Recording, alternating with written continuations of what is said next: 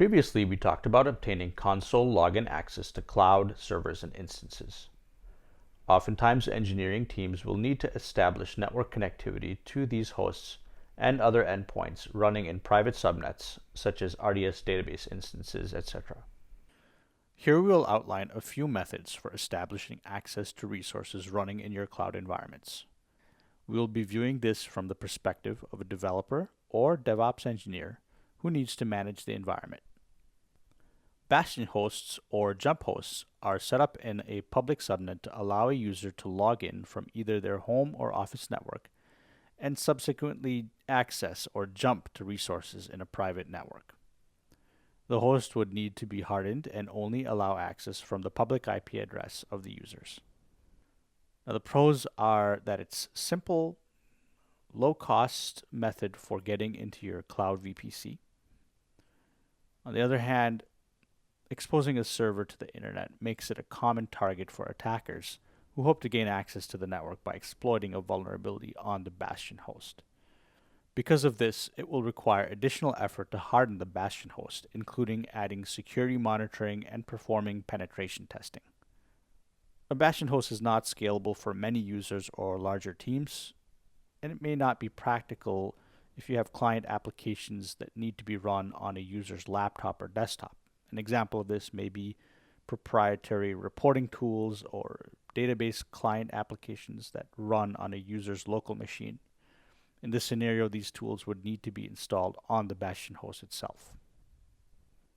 Another solution is a virtual desktop, similar to a Bastion host, except that each user will get their own virtual desktop. AWS provides the workspaces service for this.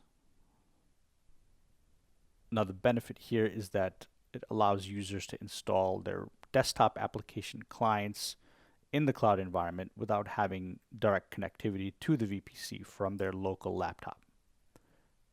Unfortunately, this does cost more than using a Bastion host, especially when you have multiple users.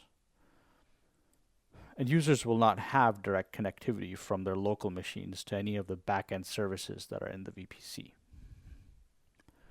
Now, a client VPN solution allows a user to connect to the cloud VPC using a secure VPN client to establish an encrypted tunnel.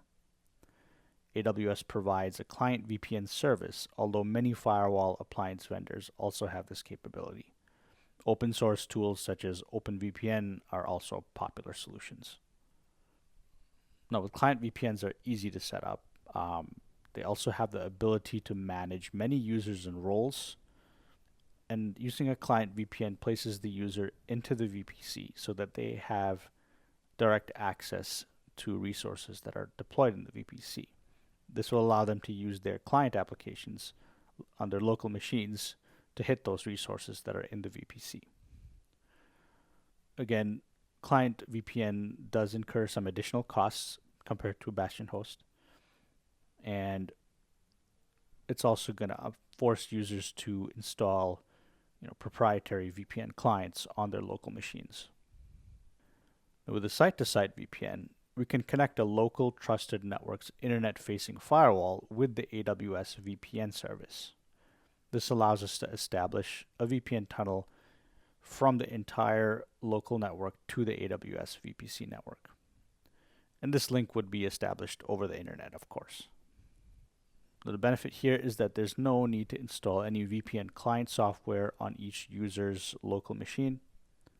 But unfortunately, additional routing and configuration needs to be performed on the local network, which often leads to delays in the setup. And there's no authentication or role-based access for establishing that connectivity. Now, Direct Connect link is a dedicated link from a corporate office network or co-location data center. This is a private connection that does not go over the public internet. Additional setup may be needed to establish a dedicated MPLS connection to a co-location data center, which hosts AWS routers that can establish that link to the Direct Connect service. Now, with the Direct Connect, you have dedicated bandwidth, and it's ideal for cloud environments where applications in the data center need to integrate with applications in the cloud environment. Now, this is definitely going to be a higher cost, and it does take more time to set up. And once it is set up, if users are not on the corporate local area network, a solution such as VPN or VDI will still need to be implemented. So it's generally not an option for small or virtual teams that don't have a corporate network that they're working out of. So to summarize, among all the options, setting up a Bastion host is generally the default path for smaller development teams that are starting out in the cloud, since it is the quickest and cheapest solution. Unfortunately, internet-facing Bastion hosts are also a common target for attackers who hope to gain access to the network by exploiting a vulnerability on the Bastion host. Due to this, you should make sure that the Bastion hosts have had security hardening done on them.